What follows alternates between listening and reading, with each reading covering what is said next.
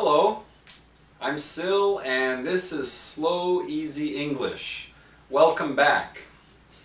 Now, last time in part 1, I talked about the 3 things that you need to know a language. You need grammar, you need vocabulary, and you need pronunciation. All 3 of those are necessary. Okay? Grammar is not optional. You have to understand the grammar. Vocabulary is not optional. If you have no words, then you can't say anything, even if you know grammar, but you can't learn grammar unless you know some vocabulary. The third thing, pronunciation, is also necessary, and unfortunately it's something that many students overlook. It's something that many students ignore and don't work on and don't worry about. But everyone should worry about it, and, well, not worry, like, worry, but I mean, everyone should pay attention to it and make sure that they understand native speakers' pronunciation, and also make sure that they can pronounce well enough to communicate. Okay, now last time in part 1, I also compared knowing a language to a car. So, for example, with a car, if you ask what's the most important thing, many people will say, oh, the engine, when actually the question is strange, because the most important thing makes it sound like there's only one very important thing, and there's not. There's more than one thing. So in a car you need an engine, true, but you also need a steering wheel and you need some wheels.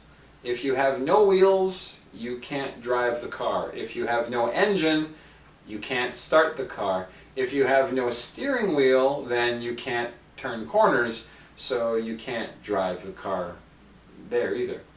Now in today's video, I'm going to explain to you the importance of vocabulary and grammar and pronunciation by comparing it. This time, instead of a car, I'm going to compare it to a house.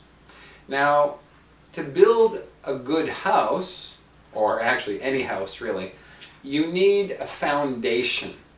Okay, you need a foundation. You need to build the foundation, and then on the foundation you build your walls, and then on top of the walls you have a roof. Those 3 things are all absolutely necessary. They are not optional. You need a foundation. If you have no foundation, your house will fall over. If you have no walls, well, then the roof is sitting on the foundation. That's no good. And if you have no roof, then the rain will enter, and that's not a house either. So the foundation, the walls, and the roof are all absolutely necessary, but the order is also important, because you can't build a roof before you build the walls, and you can't build the walls before you build the foundation. You need the foundation first. Then on top of the foundation, you build the walls. And on top of the walls, you build the roof. Okay, so in language, it's the same thing. Excuse me. Pronunciation is the sounds of the language. Okay, each sound, M, N, well actually, and N, and P, and T, and K, all these sounds are what we call pronunciation. Now, words are made by ordering these sounds. So the D sound and the ah sound and the G sound, the G, the hard G sound, those three sounds are ordered and you can make the word dog. Okay? So here we have the D, the D, ah, G, dog. If you change the order of the D and the G, you have God. So you see the pronunciation or the sounds are changed and you create new words by doing that. You can add more or you can just change what you have and you get new words. Sentences are made by ordering the words. So, for example, now we have dog here, so we used it here. Now, in the last video, I used the same example. The dog bit the boy, and the boy bit the dog. We are using the same words, but we are changing the order. And that gives you a very different meaning. So, grammar and words are kind of similar. Just changing the order gives you a different meaning. Okay? But what are you changing? Well, with sentences, you need words. You need words to build a sentence. But you also need pronunciation to build, you need sounds, right? You need to know the correct sounds to build the words. So you can't skip over pronunciation. It's the first step in learning a language. Okay, now, a lot of people do skip over pronunciation. Sometimes it's not a problem because if your language, I don't know, if you speak Italian or if you speak French or if you speak Chinese or if you speak Vietnamese, I don't know. But if your language has many of the sounds of English, if there's enough overlap, then maybe you don't have a big problem with pronunciation. But if your language is so different from English that the sounds don't overlap. Let me give you an example. In Japanese, there are only 5 vowels and 21 consonants. Vowel sounds, right? A, I, U, E, O. And then consonant sounds are like S or, S and B and G, and these sounds are consonant sounds. So there's a total of 21 sounds in Japanese. In English, we have 25 consonants and 16 vowel sounds. That's 41 different sounds. So for Japanese students who are learning English, they only know and they can only understand 21 sounds. When an English speaker learns Japanese, almost all of the Japanese sounds are already included in English. Not all, but almost. So almost all of those sounds are included in English. So pronunciation for an English speaker learning Japanese, pronunciation is not a problem. Not a big problem. You have an accent, of course, but it doesn't create problems in communication. It The opposite, if you take a Japanese student studying English, then many, many new sounds need to be learned. In Japanese, there's no V, the V sound. There's no TH sound. So the words think and the, those are two different sounds, by the way, th and th. But both sounds are absent from Japanese. So for a Japanese student learning English, they have to learn how to understand and how to say the V sound and the TH sound and vowels. You know, like they have A, I, U, E, O, but they're all a little different from the English vowels, and there's a lot more English vowels. So for example, a Japanese student needs to learn how to say I. You have I, which they have something very, very close. And then there's the I in English, bit, him, right? That's a new sound for them. Like woman, that's a new sound for them.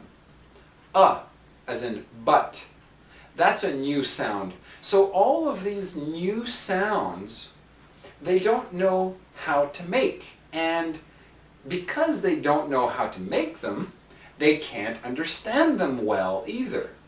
So Japanese students who are studying English, they rely on the grammar and the situation to tell them which word was used.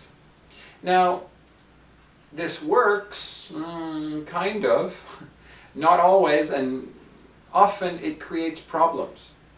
So, if your language, like Japanese, if your language is missing a lot of the sounds of English, then is it important to learn and to study pronunciation? Yes, it is. It is because pronunciation is the base of words. It's what you need, the proper sounds to make words. And then you need the words to reorder them, use grammar to reorder them and make sentences. So pronunciation is extremely important, and it absolutely needs to be learned. It's not optional.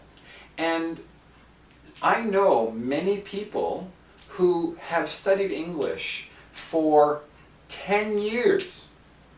They memorized a lot of words from textbooks and dictionaries, and they learned a lot of grammar rules from textbooks.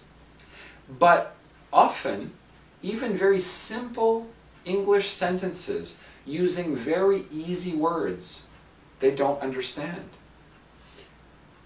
Then I repeat it, and I go, what? And I repeat it again, and I go, what? And then I write it down. And I go, oh! You see, so if I say something and you don't understand it, then there's two possible problems. One is it's too long and it's too fast and I can't remember everything. Or my pronunciation is not good enough. I don't understand the pronunciation of the words you're saying.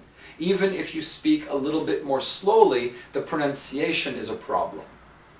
And that is usually the case with most Japanese students.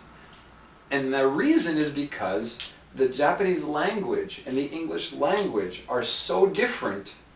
The sounds are so different, and there's many more sounds in English, so that creates a problem for communicating, for speaking, but also for listening.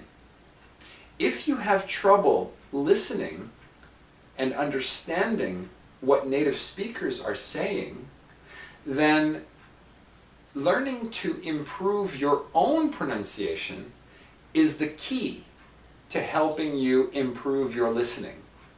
Not just listening more. I mean, yes, over a long, long time, listening more, listening more, listening more, listening more, that will help improve, but it won't really get you to the top.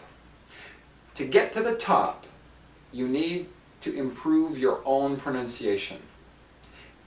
It's the only way. So, if your language is very close to English, and if you have an accent, that's okay. Accents are fine.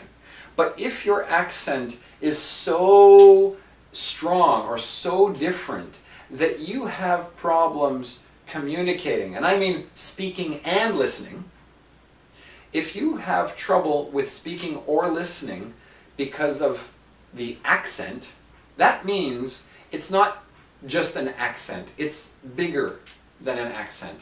It's a pronunciation problem. If you have an accent, but you don't have a lot of trouble understanding and speaking, and I mean, when you speak, if native speakers understand you easily, then maybe your pronunciation is not a problem. And you have an accent, but that's okay. If that's the case, don't worry about it. But if you have trouble understanding, if you watch an English movie and you can't understand short sentences, I mean, short sentences, even fast, should be easy to understand. 4 words, 5 words. If you study English and you know some vocabulary and some grammar, short 4-word, 5-word sentences should be easy. So if that's not easy, then maybe pronunciation is the reason. And maybe you should improve your pronunciation. How long do I have? I have... So the video now is over 16 minutes. So now I'm going to stop and I'm going to continue next time. Just before I go, if you feel you need to take pronunciation lessons, one word of advice. Okay, my advice is do not try to learn from a DVD. I know it's cheaper. You can buy a DVD for $30, or I was going to say 3,000 yen. So, you know, probably 3,000 yen or 4,000 yen you could buy a DVD, but a DVD cannot teach you pronunciation. Okay? A DVD can explain things to you, maybe, but that's not the trouble. Okay? The hard part in learning pronunciation is not the explanation. The hard part is to do it yourself. And not only doing it, but knowing when you are correct and when you're not correct. I teach pronunciation to my students, and often I will teach them a new sound. For example, I don't know, TH, you know, and I'll say, think, think. And I'll explain. Your tongue should be out, under your teeth, you know, and not too hard, not too soft, just, and repeat after me, you know, think. And then the student will go, think. I'll say, but wait, your tongue is not out. Stick out your tongue. It has to go past the teeth. And they'll go, think. And again, their tongue's not out. But you see, the problem is they feel like their tongue is going past the teeth. So if they were watching a DVD, they would feel like, oh, I'm doing it right. In fact, they're not doing it right at all. So my role as a teacher is to tell them, look, you're not doing it right. What you are doing is blah, blah, blah. And this is how you fix it. And I'm able to explain to them and show them how to change their mouths and where to position their tongues. And I can do that because I studied linguistics. So find a teacher, not a DVD, and not a CD. A CD cannot teach you pronunciation at all.